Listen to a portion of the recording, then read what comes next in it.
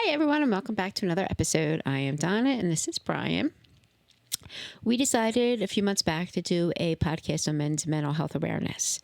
Brian suffers from panic disorder, anxiety, and depression. And we figured to try to break the stigma, we would talk about it. And hopefully other people will open up or see what he goes through to say, all right, it's okay to have some issues. We went through his journey. The first couple episodes talks about his family, his childhood when the panic disorder set in. This is all his perspective of it. We're not giving medical advice. It's just his opinion. Please feel free to chime in and give your opinion as well. This is not geared towards children. A lot of adult content, and his language is a little iffy at times. And if you're easily offended, this show probably is not for you. And it was more than just the first couple episodes. It was probably like 10 or 12. Well, I think, I think we're up to episode 5. That's loaded right at the moment? No, that's when then we talked about the panic disorder setting in. I think. I could be wrong. I don't know. So, There's 6 that are, currently as we're taping this, there's 6 that are on okay. there. By the time you see this, there's going to be 36. So tonight's going to be a little different. I'm just going to ask him questions. He does not know what I am asking him. So the reaction you see is going to be... And even if she told me ahead of time, I wouldn't remember. Okay, ready? What inspired you to speak out about your mental health struggles? Well, we had talked about this in another episode where you had asked me if I would be willing to do like a recorded question and answer about it for your students. And then got some pretty positive feedback, and that was like a 2-hour long video, which I was shocked that they even watched it because I don't think I would have. And then I don't know who brought up the idea of doing the podcast. I know I had said something about like it felt good to talk about it. And I probably mentioned it because you're not like the type that's like... And then it just went from there, and it just kind of grew, and it was like, well, if, in a, a selfish part is like, might help me, and then if somebody else is listening, maybe they open up and they feel better, and it helps them out, and who knows, maybe somebody comes on and say, hey, try this, and it's something that I didn't think about or know about, and maybe it works. Right. I mean... I don't know. It can't hurt anything at this point. No. All right. So we're going to look at this year. Okay. So you can go back to June of last year or... Then the past 12 months. Yeah. Okay. What were the best moments of the year for you?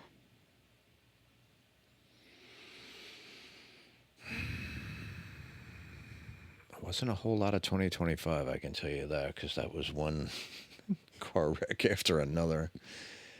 I mean, are we talking mental health wise or just anything? Either. I mean, Christmas. Okay. That would be one of, Christmas. This past Christmas was that. The next thing would have been my mom's estate being kind of finished up for the most part, so I didn't have to deal with that bullshit, the idiot lawyers and all that crap anymore.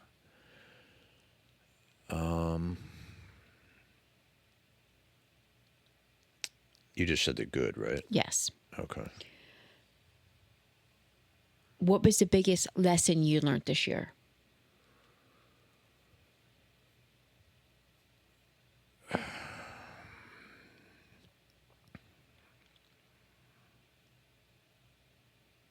I know it's going to sound like a cliche, but okay, like, enjoy the people that are around now because they may not be, because of what happened with your dad disappearing. I mean, I think we talked about it a little bit. Yeah. Her father disappeared for like 16 hours, and that was pretty scary. That leads to the next question. Tell me something traumatic that happened to you this year.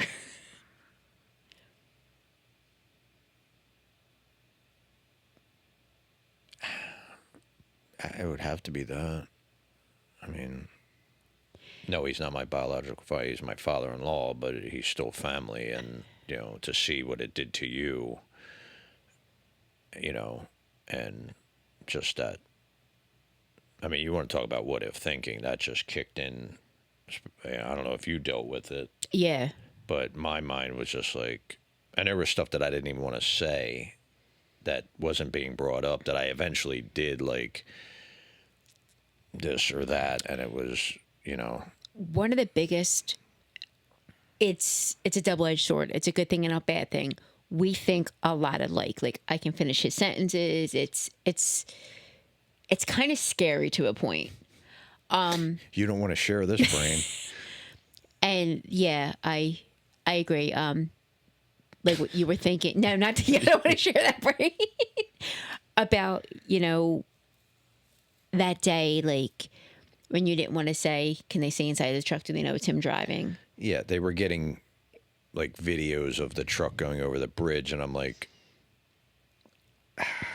and I'm thinking in my head, can they see if it's actually him driving? Right. Because maybe somebody stole the truck and he's sitting at a truck stop, or God forbid, even something worse. The worst. Or is he in the truck with somebody? Like, yeah, and I guess enjoying time with the people you have, because I also, this year, especially with my dad, it's been very different. oh, definitely. And Sometimes a little chaotic, but the situation is what it is, and you just have to deal with it. yeah, and I think one of the things that people need to understand is when we talk about mental health, we're not just talking about mental health that you... Not the typical panic disorder, anxiety, disorders. depression. Mental health goes clear across the board. I don't know if dementia, Alzheimer's, is that stuff mental health, or is that a Yes. physical? That's considered mental. I put them in there as, cognitive issues. Yeah. PTSD, obviously. And it's crazy if you have, which you learned about with what was going on, if you have vascular dementia, one of the triggers for vascular dementia is PTSD. So... And her father is a Special Forces combat medic from Vietnam and was there for almost 5 years. So he's seen a lot of horrific shit. So I mean, imagine dealing with that all your life just to have it turned into something even worse. So, I mean, yeah, I get that. And I want you to be honest with this next question, and don't say you don't, because that is not being honest. I haven't been lying for the past 30 episodes. No, so. no, but I'm saying I don't say you don't, because that's not going to be an acceptable answer. How do you overcome adversity in life? People or me? How do you? I don't. I just said that's not an acceptable answer. See, do I know him or do I know him?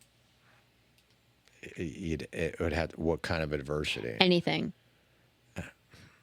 I react different. I'm sure everybody does. It depends on what kind of. So give me an example of something. Give me an example of something that happened that you overcame, something that was... I don't think I've overcame anything. I just think I live with it. It's one of those things where no matter how fucked up it is, if it's around long enough, it just becomes normal.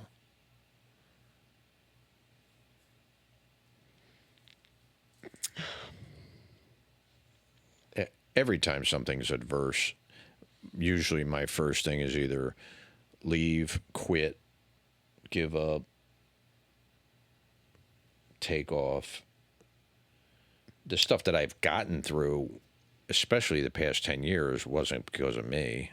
That was you. Let's talk about the last couple days. Past 3 days have been a little rough. I'm not so much panic, but I don't know what the hell it is, or it was, or But you won't say you overcame adversity by doing. Could you have went home and just said, "That's it, I'm staying in"? yeah. Normally that's what I do. Did you? No, Saturday I came back, left within about 20 minutes, and then waited a few hours, And then came back. and then came back again. Yesterday I left once, came back, and same thing with today. So you do overcome things. To them, I understand where you're coming from. You don't look at it as a win. I get that. You're asking me to give myself credit, and I just don't do that. Oh, that was the whole point of the question. I just, I felt better, so I came back. Shit went sideways. I went home. All right.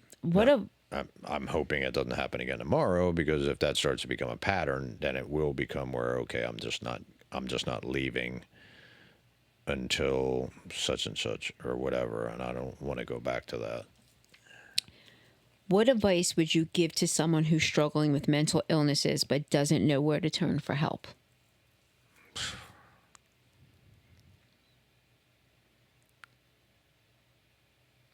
The help does not need to be professional. Right. I mean, I guess that depends on your family dynamics. Okay. Are you married? I would say your spouse should be the first person that you talk to.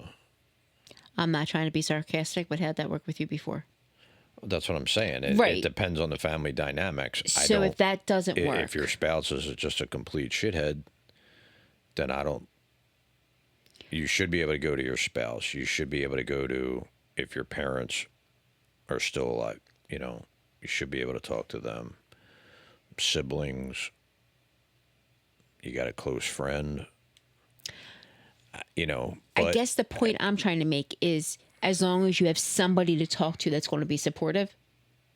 yeah. And unfortunately, and we've talked about this before, that you don't know what their reaction's going to be. Now, if your family has a history of it, then it's probably going to be a little bit easier. Right. If they admit that they have a family history of it, which is even a bigger thing. Yeah, I mean, there's all kinds of little windy roads with this journey, but I mean, one of the best things I think would be to do is reach out for professional, because you're not going to get that.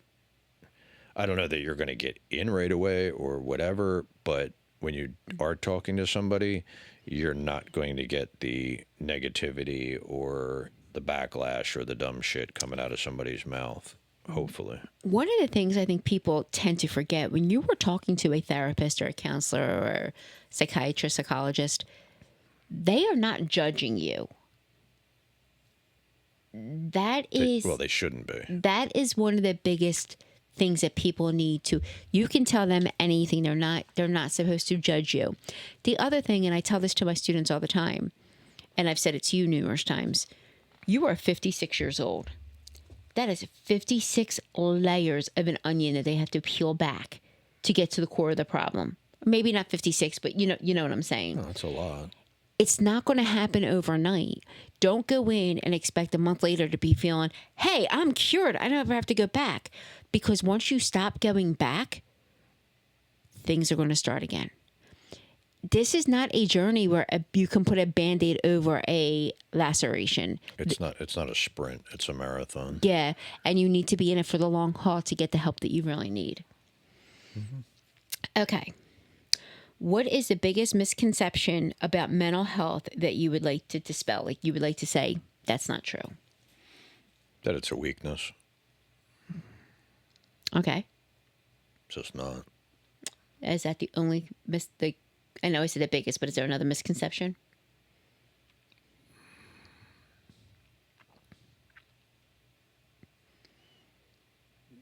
I think if people could understand that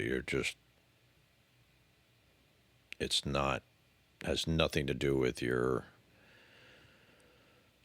I don't want to say mental makeup, but who you are. Yeah, I mean, there's the toughest people in the world that have come out and have struggled with anxiety and depression, and they were in the spotlight and they were badasses, whether it was UFC fighters or boxers or football players. That's kind of what I was hoping you would say. Yeah. Guys that are in the military. I mean, Navy SEALs that have dealt with it, and it's like, they're the baddest motherfuckers on the planet, and like, what do you mean you're struggling with shit? For 10, 20 years, you were doing all this crazy shit, and people just think like you should be fine, and it's like, it doesn't work that way. So let me ask you this. If somebody looks at you, should they see Brian or should they see somebody who suffers from panic disorder? No, it's just me. Okay. I think Just don't be surprised when and skids out. I think that's a huge misconception. Like, Very rarely happens, but it could. I'm not, and we've talked about this numerous times, I'm not big on labels. I'm just not, because not everyone fits into a label. No. So when I see people say, it's okay, they have such and such, I understand they may have a condition, an illness, whatever. That doesn't define the person they are. It defines some of the actions they have, but it doesn't define the person they are. It explains some of their behavior. Right. It doesn't mean that's just.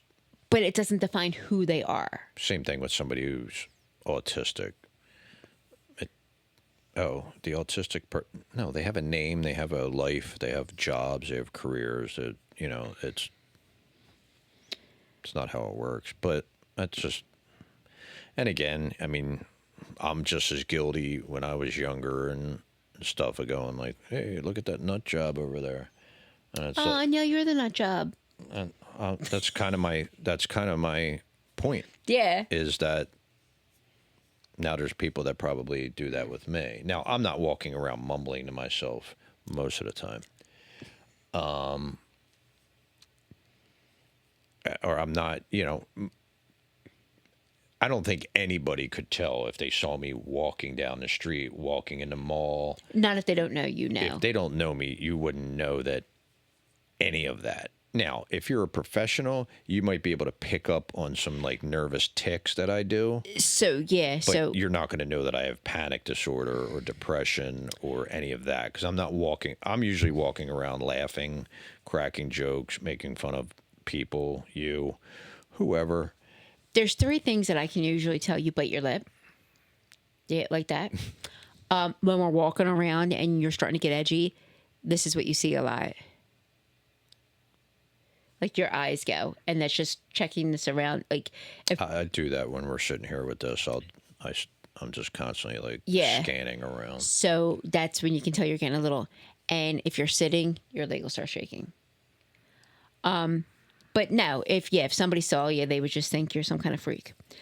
I mean, you see me riding on a motorcycle. Does that look like somebody who's suffering from depression? But you can't tell by looking at somebody. That's the problem. Tell. People think like, well, if they're depressed, they should just be sitting on the side of the road with a frown, moping, and Right. I mean, like, yeah, you're right. being miserable. And it's like most of the people that you see that laugh and joke the most are usually the ones that are dealing with a lot of shit, because that's how they deal with that stuff, is making other people laugh, cracking jokes, busting balls, whatever you want to call it. And I do that a lot. You want to see something really interesting, watch The Dark Side of Comedy. And how many of those comedians that were huge, some that are still here, some that aren't, suffered, and they suffered in silence. What has been the most helpful resource or support for you managing your mental health? Past 10 years, because outside of that, there hasn't been shit. And you'll tell me all the time, I don't know what to say. And I'm like, you don't have to say anything. Just the listening is enough. Yeah, and a lot of times, Or just be like, okay, I can understand that. Like, not like, no, you're being irrational, or that doesn't make any sense. And it's like, I didn't ask it to make sense. I'm just telling you how it is. So you don't say that stuff, where I've had people in the past that do that. Like, well, if you know it's irrational, just don't do it. And I'm like, why didn't I think of that? Yeah, and it's you'll have to, like, the last couple of days when you had to leave. All right, feel better. Text me when you get home. I'm not going to go, no, damn it, you're staying here. We have plans. It's okay. It's being supportive. It's just. And you check in on me every now and then when I go home. It's like, how you feeling any better? Or, And even now we send each other goofy little memes on Instagram or Facebook, and those actually help. As weird as it is, sometimes just reading something helps.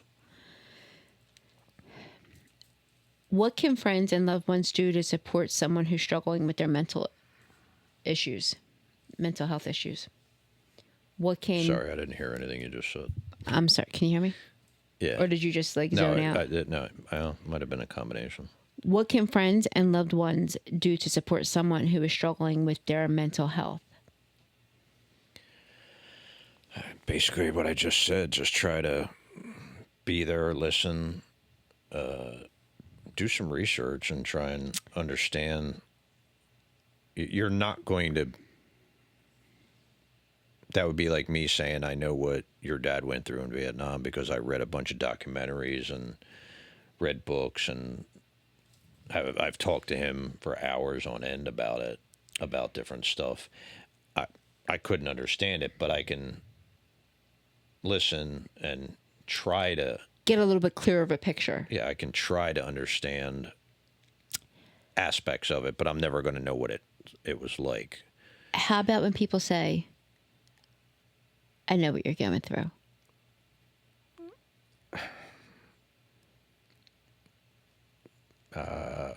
Well, me being me, I would go, oh, okay, then just go ahead, explain it. And then when I can't, I get up and walk away from them so I don't slap them in the face because you're just being a fucking idiot. Or somebody who says, oh, yeah, that's happened to me before. Yeah. And again, everyone's perspective is different. We've talked about this sometimes too. Yes, people, almost everybody's had an anxiety attack to one degree or the other. Mm-hmm. So if that's the worst thing that's ever happened to you, then that's the worst thing. You don't know anything worse because that's it. But if you haven't had a panic attack or you haven't,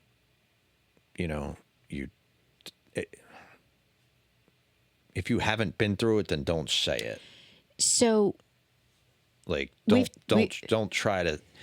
think you're helping by saying, oh, I've been through that. Because I'm instantly going to go, oh, explain it. And then when it comes out to be something completely different or they can't, now you just look like an asshole, and I don't, just don't talk to me. So we've talked about this before. I've had significant anxiety attacks where I remember the first one I ever had. I was in the McDade Mall. It was so freaky. I was standing by remember how they used to have those video games? Mm-hmm. By the end. And it felt... By the movie theater? Yeah. I was standing there, and it felt like... Then the mall was big. It wasn't a tiny little... It wasn't huge, but it was... I felt like I was in a 2x2 box. Everything just closed in. Well, that area could get a little congested because of the movie theater and the lines with the movies, and if people were there. No, it wasn't. Yeah, but okay. I started sweating profusely. My heart rate jacked up. I couldn't catch my breath. How old were you?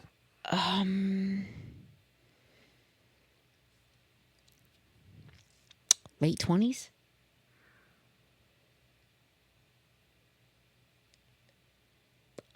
And I don't remember anything setting it off. Like, I wasn't arguing with anyone. I wasn't talking to anyone. I was there going to look for a gift. And I didn't even go to the store. I actually left. I couldn't. Now, some people go, well, that was a panic attack. No, to me, that was just a severe anxiety attack. I don't know. Yeah, I mean, you can have an anxiety attack that makes you so uncomfortable that you just go, yeah, I don't want to be here anymore. It's not, again, my definition of a panic attack is you feel like you're about to die if you don't get out of whatever situation or area you are in at that moment. That's how I feel. So that happened and it freaked me out. I left, whatever. Now, and this is where it gets very on the gray area. I'm very claustrophobic. You know that. Mm-hmm. I had an MRI and an MRI in my head. I don't want to say sedated, but they had medicine on board. But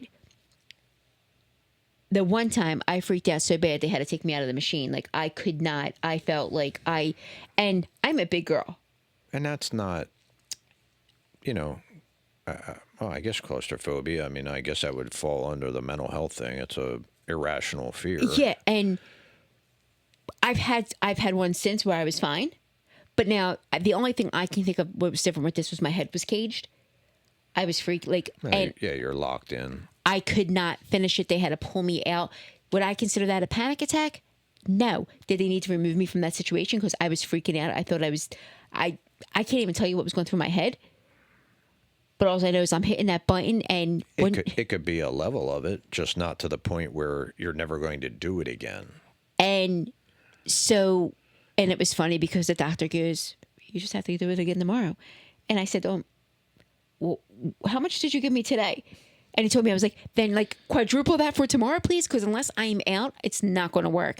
To the point where when they had me on the machine, he came down and pushed the meds on me. And that's the difference. You went back knowing they're going to do this, this, and that. If that was me, I wouldn't have went back. So I was also inpatient. I was in the hospital at the time. I was in ICU. I'm just saying, not, it's just. Yeah. So I would never say. No, luckily, I'm not claustrophobic.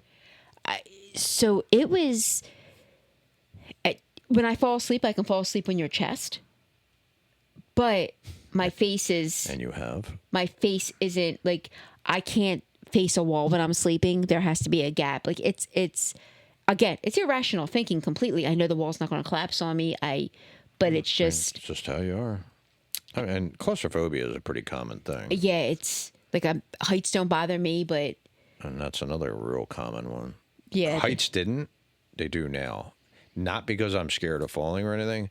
I get that vertigo feeling. Yeah. Where I feel like I'm just starting to sway back and forth and it's just uncomfortable. So it's no.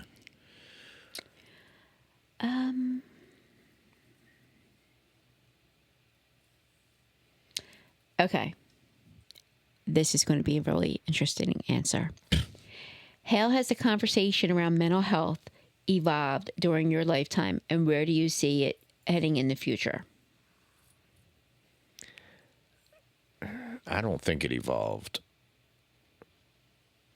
I think it was flatlined right up until COVID or the year after COVID, because that's when all of a sudden,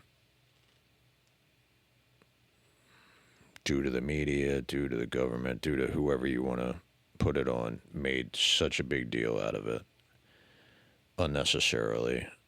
And well, hold on. I'm not going to downplay anyone's way they're feeling about their mental health, though. Oh, I didn't say about it. I'm saying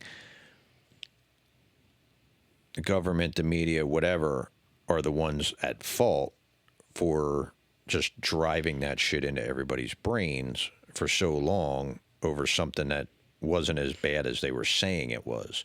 So a lot of people developed anxiety and you want to call it, what do you call it, germophobia or, whatever, because of that. So I think it just became, and there's people that will get pissed that I say it this way, but for a period of time, it became cool to have a mental illness because I suddenly saw everybody but do you think running to therapists, and talking about it online and openly talking about it with and a friend, oh, I have that too, and I have that, and it's just like Okay, but do you think it became a fad that is now started to slow down. if it started to slow down, people would be able to get him a therapist sooner, though? That's why I'm wondering, is it really a fad, or do people just feel more comfortable talking about it now or getting help? The stigma is not as Just bad. all of a sudden like that. It wasn't a gradual. It just the switch flicked and boom. So we can revert that back to when AIDS hit. When AIDS hit, everyone started running and get tested for STDs. People weren't getting tested prior to that for STDs. AIDS brought light to it. Now, am I saying it's a good thing or a bad thing? I'm not saying either, but I'm wondering, could it have brought light to where people were like, hey, it's okay if I need to seek help. I'm not the odd one out. Like, But there were already campaigns prior to COVID with that. COVID just somehow just could it be because turbocharged it to the point where it just, again.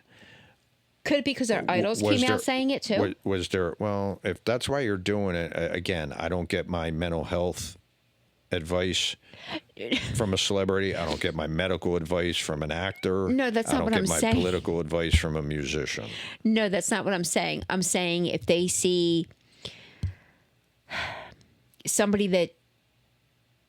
Okay, I know where you're going with it, but it's almost like monkey see, monkey do. It kind of got to that point where, and there's a few other trends that went that way as well. I'm leaving them out. It just seemed to be the in thing. Like, the only reason like, I could say, let's all have a mental illness.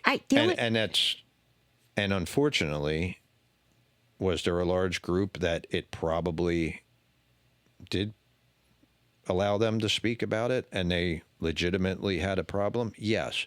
But what's it do? It makes everybody look a little suspicious because, like, okay, there was 1,000, now there's 2 million. I understand that, but I guess my thing is full of shit. I understand what you're saying, but I guess my thing is if it woke anybody up to be able to get the help that they needed. Yeah, if it did, then that's great. But again, it just went like most things do, and it goes way overboard, or it becomes popular. The only reason I would say, I don't know why anybody would want to be in that group. Because trust me, if you're legitimately suffering with it, and somebody is not, but they're claiming to, you want to drag them down the street behind your car. So here's my thing. Don't do that. I'm just saying. Here's my thing. I've seen a lot of people where, and I give a disclaimer to my students when we go over the mental health portion of my class. What you're learning here may seem familiar to you. It does not mean you have it. Because people tend to learn something in school. Especially in colleges, because everyone takes psych classes in college.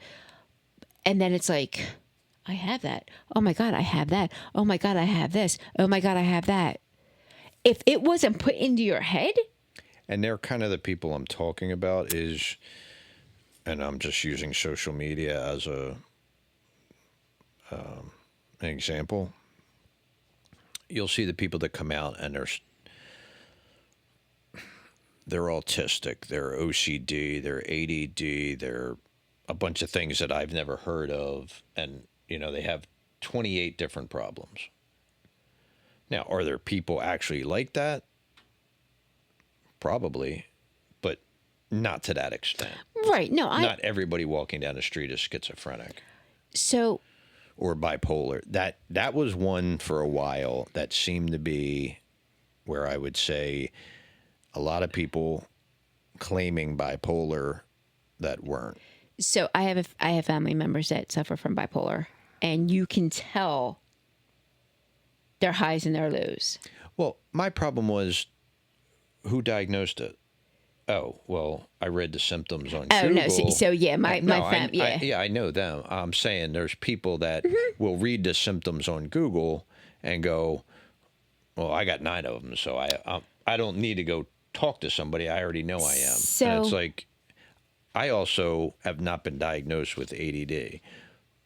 I have every one of the symptoms, but I don't you go have around. more than just the symptoms of ADD, though. But I don't You go have the around. characteristics. I don't go around telling anybody that I Right. have ADD because I don't know. So I look at it this way, and I tell my students this all the time. And I've told patients this when I was working in the offices. Because you read something and it seems familiar to you, that does not mean it is so. I'll give you an example. When I do my pharmaceutical cards with my students, the drug cards, every single medication, no matter what it is, they have 4 common side effects. Oh, I can name them. Go ahead. Nausea, diarrhea, vomiting, headache. There you go. Every single one of them. Does that mean if you take this pill, you are going to get it? Absolutely not. But because you read that, now it's in your mind. I took the pill, now I have a headache. Oh my God. No, that's not how it works. Just because you read something does not mean it's always that case. I have seen people, and I'm talking full-fledged adults. I am not talking like my students that are between 16 and 25. I'm talking people that are in their 30s, 40s, and 50s, that they learned something. Now all of a sudden they're dealing with it because they read it in a book. You don't even have to read it in books anymore. Somebody can just be scrolling through Instagram and go, wait, oh shit. And then it's just like, my whole thing is, do your research. Yeah, I mean, and get a couple professionals' opinions and diagnosis. Don't, like, I cannot stand those people who just, well, I read it on a reel on Instagram. So some jackass that made something up in 5 minutes, you just diagnosed yourself? So according to ChatGPT, WebMD, I should be dead. No, I don't. Neither of those are trusted sites. But wait a second. How many people go to WebMD to find out what's wrong with them? Everyone's dying of cancer. I'm putting it out there for you now. I used to. And then when you said something, I started checking with like the Mayo Clinic. That's one of the best ones to go. And John Hopkins, the Mayo and Clinic. It was like, okay, these two line up. This one already seemed a little iffy, and now I know it's bullshit. Yeah. So, yeah, don't diagnose yourself. You can't. And anybody that just goes, oh, you have that, tell them to shut the fuck up and go actually get a diagnosis. Is there anything you wish people understood better about mental health?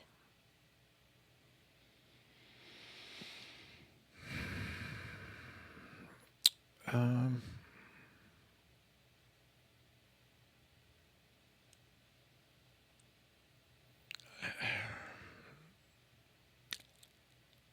one of those people that I think everybody's dealt with some kind of mental health, whether you want to call it illness, crisis, whatever. It may not be chronic or long term, but something that's popped up. So try and remember those when you treat somebody a certain way because they're going through something, whether they're the person that's sitting on the bench rocking back and forth and you think it's funny, or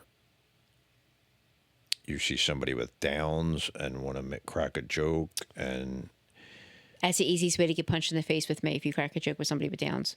They are the most loving people in the world. Whether it's the old lady who's, walking around town. Like every town has that one old lady or old guy that just kind of walks around and is a little off. They probably had been dealing with something their entire lives, got pushed aside from the system, and that's how they cope. So maybe remember that before you decide to do something stupid or say something stupid. Just leave them alone and, mind your own fucking business would be my best thing.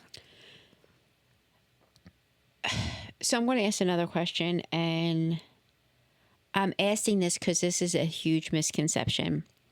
People throw around certain words that they don't understand the meaning of. Like nut job? No, not that. I'm saying in general. One of them that people tend to say to people who have some type of mental illness is they'll say, if someone's trying to protect themselves who deals with mental illness, some people say they're narcissistic, which one has nothing to do with the other. Yeah, it's funny. I've gotten that a few times in my life. Well, it's very. I was actually just. That's actually. I have my phone out because that's where I was getting some of the questions. But it's actually one of the biggest things that people misuse all the time. Well, I always find it funny because if you look up the actual definition of it, I think the first line is somebody who has a very high self-worth. Inflated sense of self-importance. If you know me, you know that is not. I do not think of myself. Hold on, I got a better one. Barely a human being. The second one, excessive need for attention. You hate attention. Get the fuck away from me. I can't even take compliments. The last one is a profound lack of empathy for others. Now, well, people I don't know, maybe. I don't see that side of you at all, because if I was to need something, well, that's why I said people I don't know. I mean, but even then, I've donated money and I've done stuff to help out people that you knew, but I didn't. We stop and help people all the time. Yeah. So no, I don't. I laugh when people say that because I'm like, the first line is somebody who has a very high, thinks of themselves highly and has a high self-worth. When I think of myself as just a piece of crap that just happens to be floating by and getting somewhere at some point and got lucky, becoming your husband. There is like my self-worth, my self-esteem, all that is, way below par. So it's funny going through some of the things, and so narcissistic personality is a mental illness, but it does not go hand in hand with panic disorder. It does not go hand in hand with depression. Yeah, I mean, if you have depression, you are not thinking highly of yourself. So that comes directly from the Mayo Clinic. And you don't want attention. So I know me. I don't suffer with I guess they would call clinical or manic. No, you're seasonal. Mine is seasonal and here and there little pieces and stuff. When shit's not going right, there will be times where I will slip into a depression. It's not very long. The one after Christmas is the long one. So it's according to the Mayo Clinic, though, what it does go hand in hand in is people that alcoholism, because when people are drunk, what happens? Truth comes out. No, not just the truth comes out. How many people do you know once they're drunk? It's like, hey, look at me. I'm the life of the party. Yeah, they're doing that so they can be somebody they're not. So I guess. I don't know. It goes hand in hand with that, and I believe it says something else, but I clicked off the page. I think that's one of the biggest misconceptions. Somebody who suffers from panic disorder or anxiety, they want to blend into the background. They don't want to be the center of attention. I've never. Again, if you watch prior episodes where I've talked about when I was a kid, I always thought I was going to be famous. Why, I have no fucking clue. But I mean, it was shortly, once I got into high school, it was like, I just want to be anonymous. I don't want anybody to know me. I just want to, if I could turn into this wall, I forget that one super character or something from a movie that could just blend in with disappear anything, into and become the wall or whatever. Like, I would have been thrilled. I just think that people need to understand when somebody is suffering, and correct me if I'm wrong, please, since I don't suffer from it, but somebody who is suffering, they want to be accepted for who they are, not what they have. and they don't want to be looked at differently because of their illness? I guess that would be most people. I'm at that point where my circle of people is so tight that I'm not looking for anybody to accept me for who I am or anything like that. Just leave me the fuck alone. But I'm saying, like, But most people, I would say, yeah. but I'm saying, like, if, say, my son found a significant other and they were around, you would want them to know you as Brian, not the dude with the panic disorder. Right. Right. That's what I'm saying. But, yeah. I mean, they go hand in hand.